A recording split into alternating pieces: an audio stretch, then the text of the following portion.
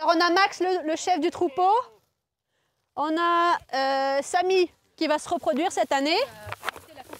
Donc là, ils se bataillent un petit peu, mais en fait, c'est gentil ça. Ils ont le crâne très dur, donc quand ils te donnent des coups en frontal, ça va.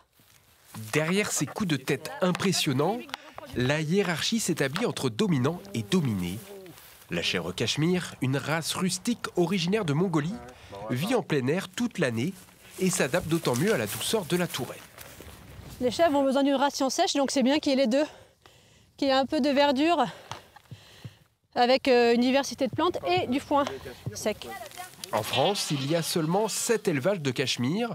Ingénieure agronome de formation, Cécile Duvaux a eu un coup de cœur pour cette race. Elle est l'une des rares à valoriser leur toison. Au départ, c'était vraiment leur caractère qui m'a séduit. Et j'aime beaucoup la relation qu'elles ont avec les humains. Elles sont très sociables, très douces. Voilà. Depuis la fin de l'été, leur précieux duvet pousse lentement. Il sera récolté au peigne au printemps. Donc là, on voit bien le jarre, qui est le poil raide, dur et blanc.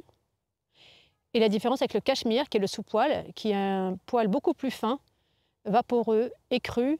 Et ça, c'est le sous-poil. On récupère que 100 à 150 grammes de cachemire par an, par animal, de quoi faire une écharpe, quoi.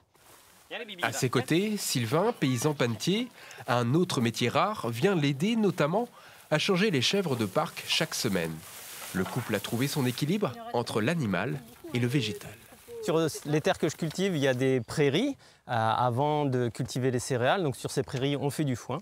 Ce foin, il nourrit les chèvres et quand elle donne un petit peu de fumier, eh ben, le fumier, il va nourrir les céréales. C'est le principe de cycle de vie, de rotation des cultures qui nourrissent et inversement.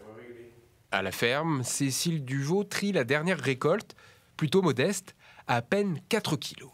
Une fois que c'est trié, donc là c'est de la toison triée, j'envoie ça à la filature en Italie, qui va nettoyer et le filer.